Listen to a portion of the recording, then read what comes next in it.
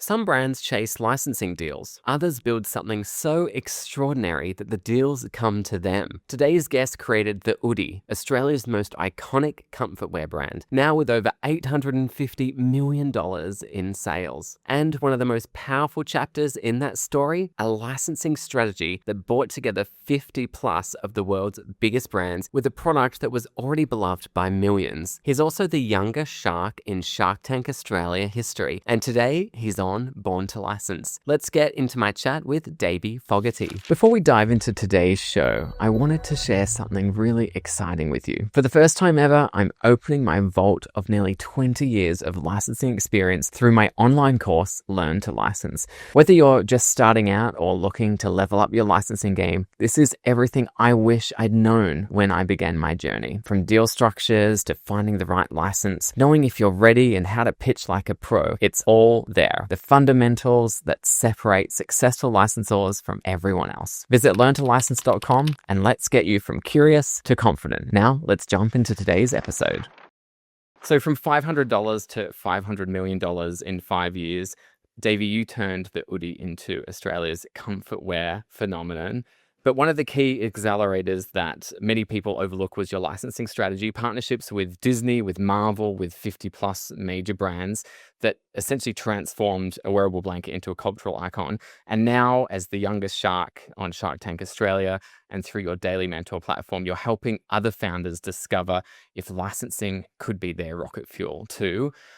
But today I want to sort of go back in time a little bit to when the Oodie hadn't licensed anything yet. So you can take us through that journey that led to Oodie becoming one of the most exciting licensees in the industry. So Davie, thanks for joining us on the Born to License podcast. Hey, thanks for having me. Yeah, it's interesting. A lot of people ask me like, what should I do versus what Oodie does? Like, because it's often a different answer. Oodie was this weird phenomenon. Like, I just got so lucky. The product grew so quick. And for anyone in Australia knows, like, everyone knows the product. A lot of the US people still don't know it, which is, our job to fix in the future. But because it was so well known, we had licensors reaching out to us. The typical thing that I'm sure you've taught lots of times is you kind of got to find the contact, you got to go to the fairs, you got to like really schmooze and get the contacts. We were very fortunate because I think, it was maybe one message and then they're like, yep, we've heard about you. We're super excited. Or it was, they reached out to us, which our first one was Warner Brothers. I think they reached out to us because they were really excited. And then, it was just, it was kind of a light bulb moment for me. I was like, oh, this is just such a perfect product for licensing. And yeah, then we went and launched our first collaboration, which I believe was Friends, which did Friends and Harry Potter through Warner Brothers. And yeah, I think we did like $10 million or something through that launch. Unbelievable. How did that compare to what you were doing with, because I know the avocado Oodie design is like iconic, right? Yes. The OG. How did the licensed ones compare to the non-licensed ones?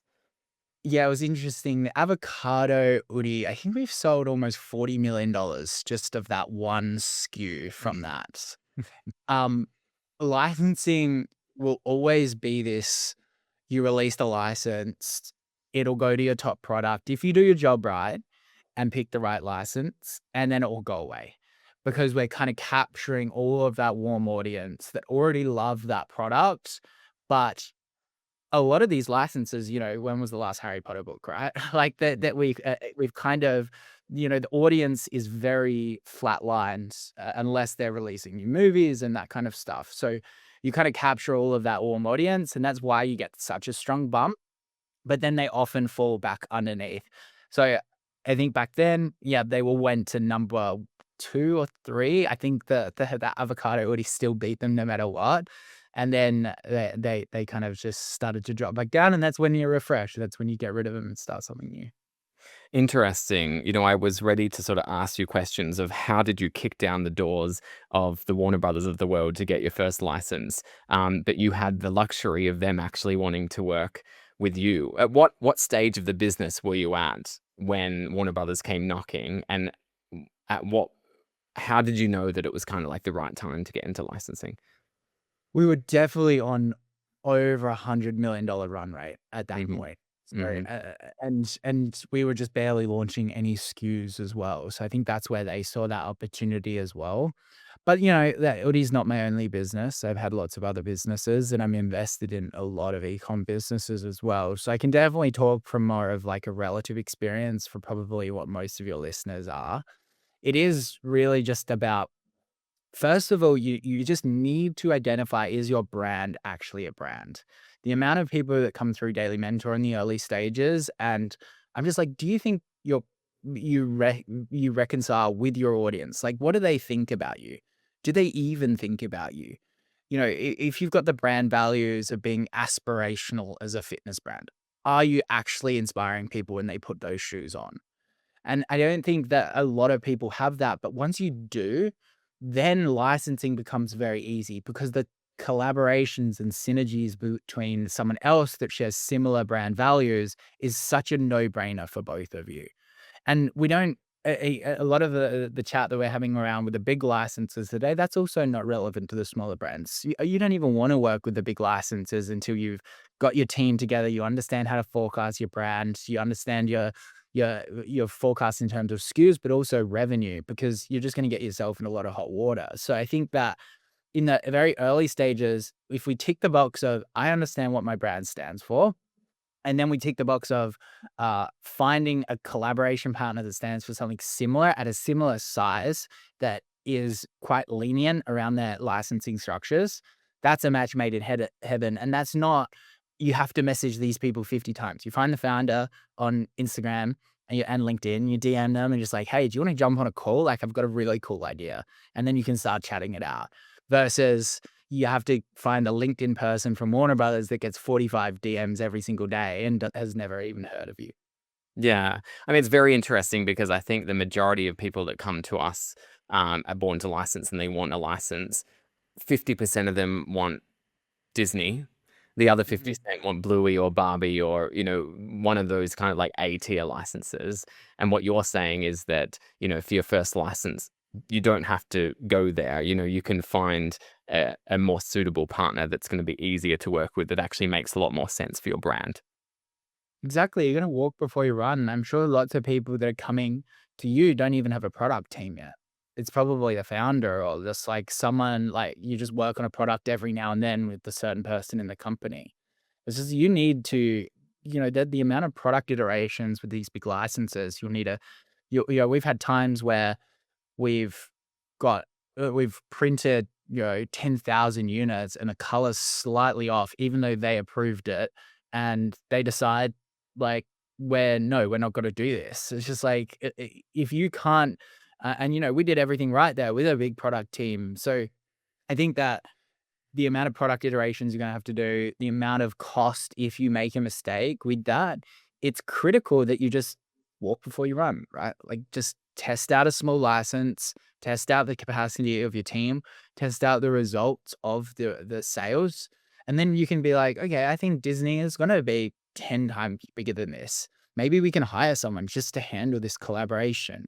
But until you know that and get those early reads, it's very hard to understand the return on investment. Yeah, take me back to that moment when you were working on your first license with friends. Was there anything that you remember that came up that was like really surprising about the process where you were just like, "Oh gosh, I didn't see that coming." Yeah, the forecasting process is the thing that you've got to wrap your head around, Mm. especially for the smaller brands that are listening to this. Is if you forecast way too much, they're going to put a minimum guarantee, meaning that you have to spend that amount of money and transfer them, regardless of how many you sell, if even if you don't sell any. But so they're going to put a huge number there. But if you don't forecast enough, they're not going to want to work with you. So it's kind of this fine balance between, obviously telling the truth to the best of your ability with the forecast. Obviously, they're very, very difficult.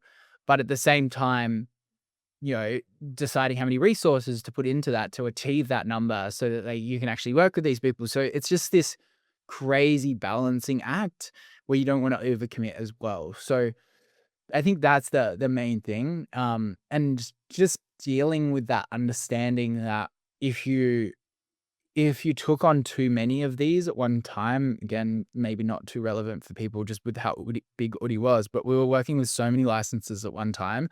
I remember we signed up to minimum guarantees for up to like $30,000, and we never even got the product to sampling stage. We just signed the contract. This was, pre us having a team. Of course, this is probably me running it. So yeah, that's they're the scary things that you got to consider and the surprising things. And did you not go ahead with that $30,000 deal that you No, I felt? think we just paid it and moved on because we had so many other licenses and it was just chaos at that stage. But we were smashing it at that stage within the business, so it wasn't a big deal. 30,000 was kind of a rounding error at that point, which was fine. And how were you making your decisions back then? Because I had a really good chat with Rebecca Palmer from your team a few weeks ago when I was in Melbourne, and she was talking me through how you sort of make decisions today on licenses, which is very much about social listing and data and all of that kind of stuff. But I'm sure it was pretty different back then. Were you just going for kind of brands that you liked or gut instinct, or how are you tackling it? Back then, it was just the bigger the better, I think, because Oodie is what I would call a malleable brand. It's not, it's such a mass market product in terms of gender, in terms of age, in terms of sociographics. Like it's just like a super big brand. So therefore we can work with the biggest licenses. But now, yes, it is really data orientated, and we've got to weigh up: do we repeat a license because it's worked so well, or do we go to something new? And so it was really just about, I guess, what's going to drive the most revenue. Which there's an argument to say that that's a mistake.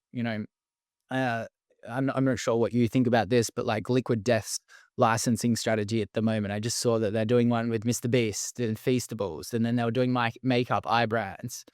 For me, when I had an affinity to that brand and understood what they were doing, that didn't really line up. Those licenses have almost severed that connection and the previous assumptions that I had to that brand. And I look back at kind of Oodie's strategy to bring it back to what I was talking about. Maybe Oodie, if we chose different licenses, would have been a stronger connection with a certain type of demographic rather than being just a mass market brand. Whether that's right or wrong, I'm not sure, but I think about it a little bit. So you mentioned, that maybe some people in the US that are watching this might not know the Oodie, which is totally their loss, obviously, and I'm sure they'll hear about it sooner rather than later. But when you're making decisions for licenses and knowing that, you do have customers in the UK, you have customers in Australia, you have customers in different markets, are you trying to sign a license that is broad enough to appeal to all those? Or are you saying, no, let's get a license specifically for the UK, let's get other licenses specifically for the US? Business is all about just making the highest return on investment possible, the highest return on investment time, and the highest return on investment in terms of capital. So if I have a crazy license like Bluey in Australia or something like that, and I can only get Australia, I'll probably do that, despite it's going to take me the exact amount of time from product development point of view, from a marketing resource point of view in the early stages, because I think that could probably outweigh a C tier license that's going to be global. So I think that it's just a constant question. We've tried to put blanket rules saying international only, but at the same time, that's just sometimes not always possible because we're small in the US. But at the same time, that doesn't really matter because we're small in the US. The sales weren't going to be absolutely crazy for this specific license anyway. So we may as well focus on the UK and Australia, where we're, one of the biggest direct to consumer brands. So I think they're just the constant decisions, and what's right for you will only become apparent through constant iteration and tests. And you're going to make so many mistakes. You're just like, you don't understand the return on investments for so long until you've done enough reps. And you're probably 5-6 years old as a business. But yeah, we just weigh that up and we try to model out the financials. A quick pause here. If what we're discussing is really resonating with you, you're going to love what I've put together in Learn to License. This isn't just another course. It's 2 decades of real-world licensing experience distilled into actionable strategies you can use immediately. I've worked with everyone from startups to Fortune 500 brands, and the patterns for success are surprisingly consistent. The course covers all things that you need to consider when it it comes to licensing, particularly those who are just starting out. So visit learntolicense.com. Your future licensing deals will thank you. All right, back to our conversation. Let's talk about like the responsibilities of a licensee, because, I think that a lot of people get excited the thought of working with their favorite IP, putting their characters on their product, and they get really excited, but they don't really understand the amount of work that needs to go in. There's a big bit of a heavy lift, with forecast, as you already mentioned, Davie, with reporting royalties on a quarterly basis. The whole product development process is much longer than a lot of people think, and factory compliance and all of that kind of stuff. Take me through how you tackled that back in the day, again, when you were sort of just starting out with your first license. Not well. Let me put it that way. Not well. It was kind of like an afterthought. The finance team would just randomly get a contract and be like, what do we need to do here? We would miss forecasting. We would miss reporting, like how much revenue we've done for brands. And, it took a lot and a lot of apologizing, which was completely fair. Like we made lots of mistakes. But at the same time, there was just this element of when your business grows so quickly and there's just so much money flowing around, it's very easy to make mistakes, and those mistakes don't kill you. You hope, it almost did kill me eventually. I made too many mistakes, but at the same time, like, there was just this such margin for error that I didn't have to be so calculated for it. And I was just quite aggressive there. So I didn't put a single licensing person on it for a very long time. Our product team kind of handled it, kind of sat across the ether, across all the different people within the business. So again, this is, what I did is not what other people should do. What you should do is pretty simple. Firstly, you should hire either, an agency or a contractor to help you with the legal negotiation. So whether that's through Daily Mentor, or whether it's, someone else, it's entirely up to you. But then the second thing that you need to do is you should also get someone that is incredibly good at product design. They should be either on a contract or full-time in the business.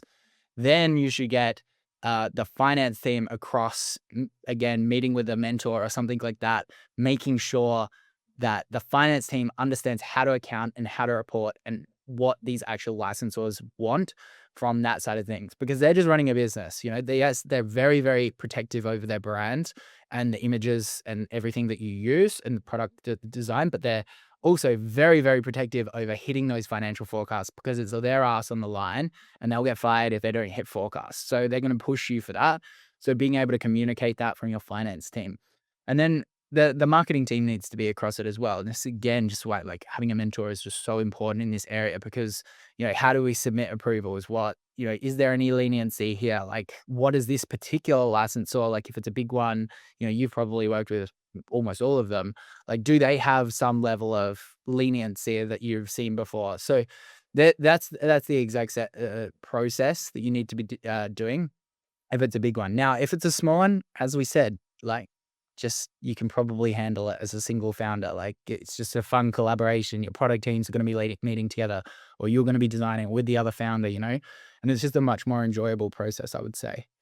And that comes back to what you said before, Dave. You've got to crawl before you walk with licensing. That is a lot of what we say to our clients as well. One of our clients, for example, they wanted a really A-tier license when they came to us, and we were not able to get that. And for them, we put together a really good proposal, but because they'd never done licensing before, the licensor didn't feel it was the right fit. So we signed a Care Bears license for them that did really well. Now we've signed a Wicket license for them, which did really well. And now the licensor that we originally pitched to and they declined are desperate to work with them. So it's sort of like come around. If you do a good job with licensing, it's the licensors that come to you. I mean, you were very lucky because you had the licensors coming to you from day one, essentially.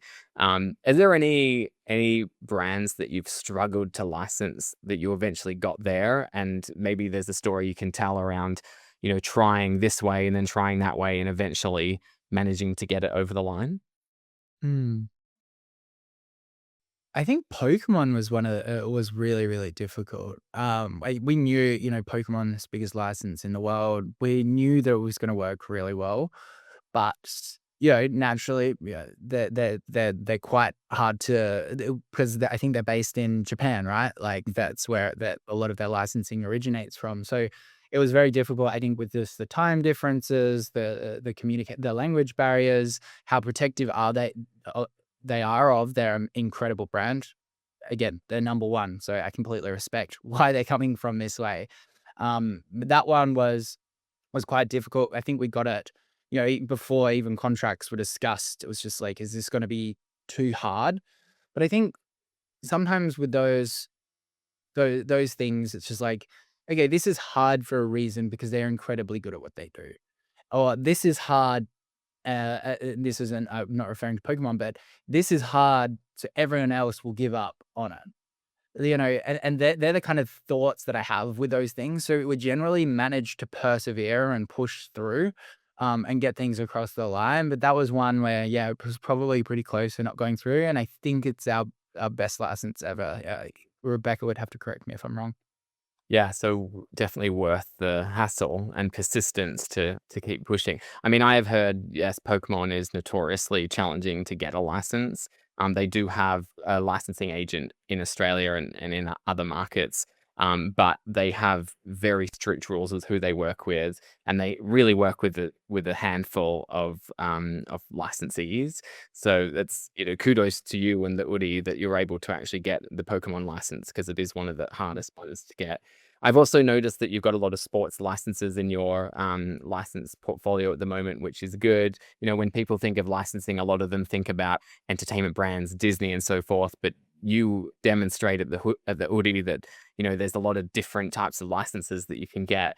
Can you tell me a bit more about outside of the entertainment space, what other licenses you've worked with? Licensing is everything. Licensing isn't just the entertainment space that everyone knows and loves. Licensing is, patents. Licensing is materials. Licensing is just the name. Licensing is formulations, manufacturing processes. People just need to expand how they see licensing. Look at when if you have flown business class, you'll get on there and Casper, the mattress company, is the one that's giving you the pajamas right now. I think it is just such a broad topic. And whenever there is some level of brand and affinity or something that someone respects in terms of this will provide an outcome, and I respect and trust the outcome will happen for this element, that is a licensing opportunity. So yeah, I think about it as such a broad topic. Like I could, I always just think about different licensing opportunities. But yeah, I think the sports is good. Again, we're such a winter product, so any winter sport is just going to do really well for us.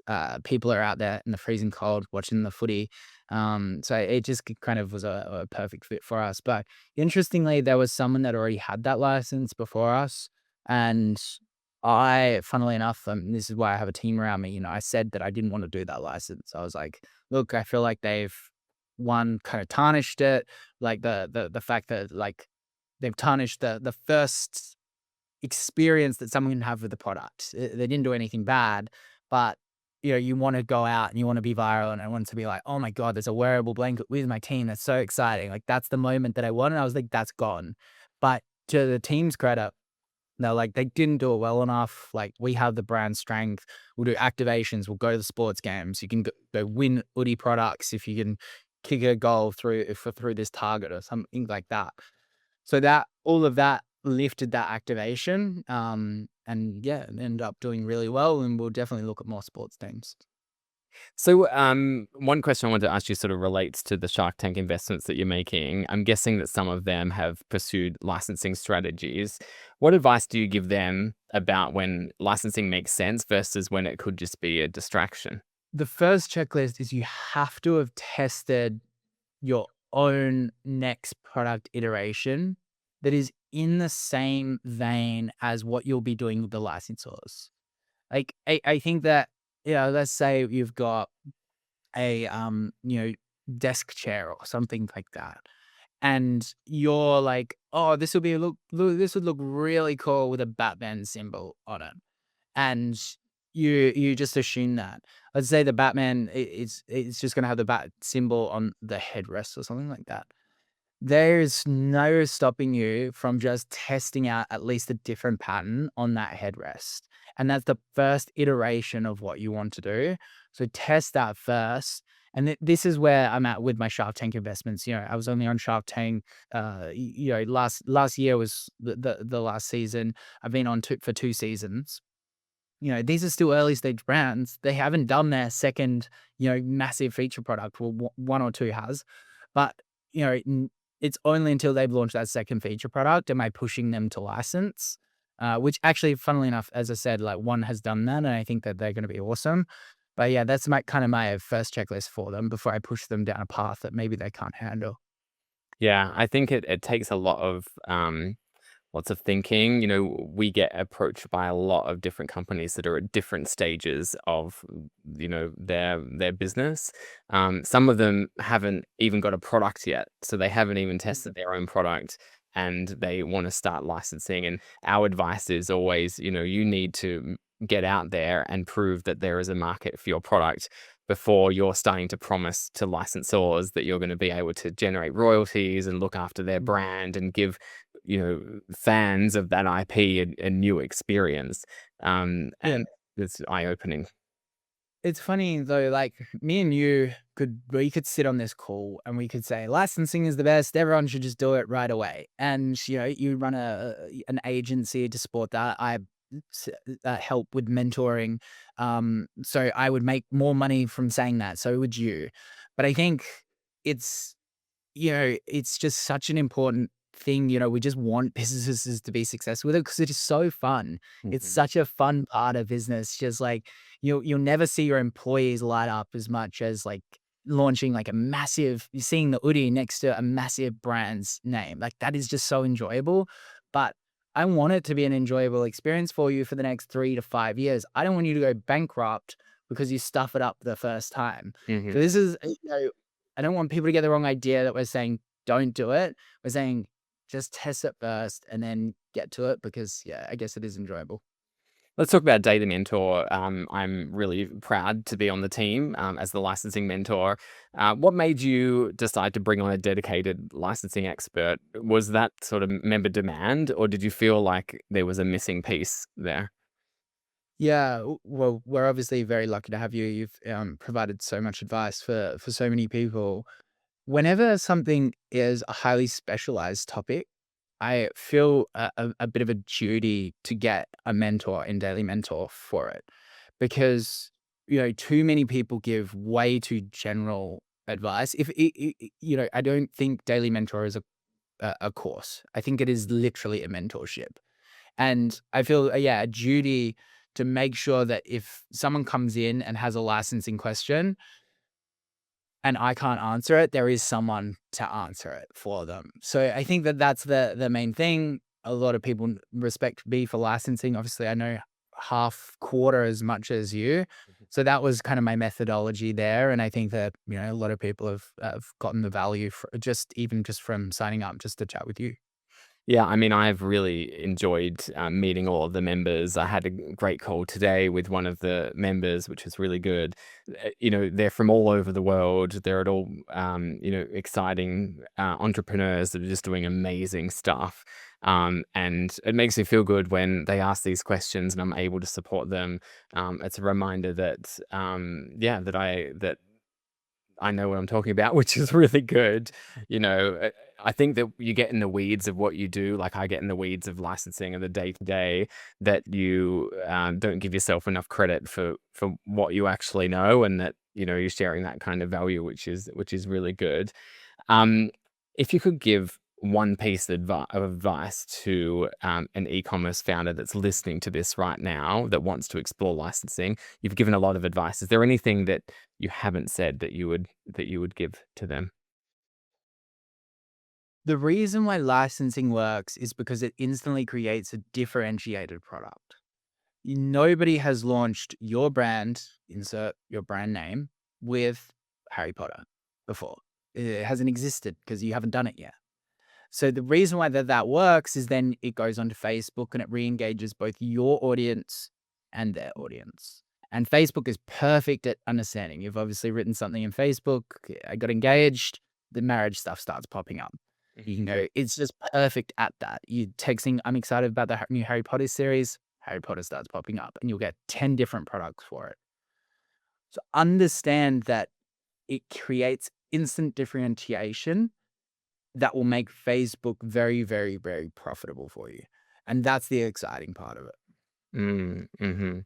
And one thing I wanted to show you was, so as you know, I completed the Melbourne Marathon when I was in Melbourne recently, and I have to tell you that for the first time, I was able to do the recovery in this really wonderful Peanuts Oodie. And let me tell you, I have to say thank you very much because it was the most comfortable post-marathon experience I had. And I will never let this leave my side. So thank you. Have you had many people competing sporting events or marathons that have been recovering in the Oodie? Heaps of swimmers. Like people will go swimming and then they'll just jump straight out of the pool, chuck on the Oodie or the new outdoor Oodie, and they absolutely love it. So, yeah, no, definitely a good angle. I'll be running that one on Facebook for sure. Yeah. Oh, very good, very good. So tell me, we talked a lot about the Oodie, but tell us what's happening with your other businesses. Is there any exciting news that you have to share with us? Nothing that I'm willing to share just yet. There is some cool stuff going on. Yeah, you have to follow me on YouTube because some cool stuff is about to pop up. Okay, very good. We'll pay attention to that. I've got one last question for you, Davie, and this one's going to be really tough, so prepare yourself. Davie, I need to know, what is your favorite licensed Oodie? And you can only choose one. I'm putting you on the spot here. Oh no, they're all so good. I think my favorite licensing, I think my favorite licensed Oodie was actually probably the worst seller. So we found this, we found on this Pinterest. It was this really because we wanted to do a shark Oodie. Everyone's like, we want a shark Oodie, and plus got on Shark Tank, and we went on Pinterest and like, this is the cutest shark diagram ever. He had like a best friend that was like a seal, and it was really cute. And he would just do silly shark things like a hammerhead, and he was like hammering things. Obviously, that's not that silly. I guess that's what they do. But like, I think it was like, I was just like, we redrew similar inspired drawings. I was like, this just doesn't feel the same because every pattern, every Oodie pattern needs to tell a story. It needs to be like almost part of a meme in itself. Mhm. And then we contacted this person. It was some random artist in Korea. And they clearly didn't have any licensing. I think it was like a cartoon for something. I'm not even sure, but they didn't speak any English. I pushed our licensing to it. I was like, we need this, we need this, we need this because it's so cute. And yeah, we ended up like converting a contract to Korean and from English, and ended up signing it. And yeah, it barely sold, but it's probably one of my favorite license hoodies just because it's such an adorable little diagram. So all of that effort and it didn't really sell. All that effort. It was not. I don't think it was profitable for us, but I'm still happy we did it because it's very cute. Well, I'm good. Well, it's a good story for your favorite. Davie, if people want to connect with you, how can they find you? Yeah, go check us out on YouTube or come to chat to Davie and David on in Daily Mentor, and we'll do some licensing stuff. Perfect. Good stuff. Well, thanks so much, Davie, for joining us on the Born to License podcast. Thanks, mate. I hope you've enjoyed this episode of the Born to License podcast. Don't forget to like and subscribe. And if you're eager to learn more about licensing, I encourage you, take a look at my course, Learn to License. I've condensed almost 20 years of learning in my licensing career to help others understand how licensing works. And as a reward for sticking around, here is a discount code for you to put in. I hope to see you there.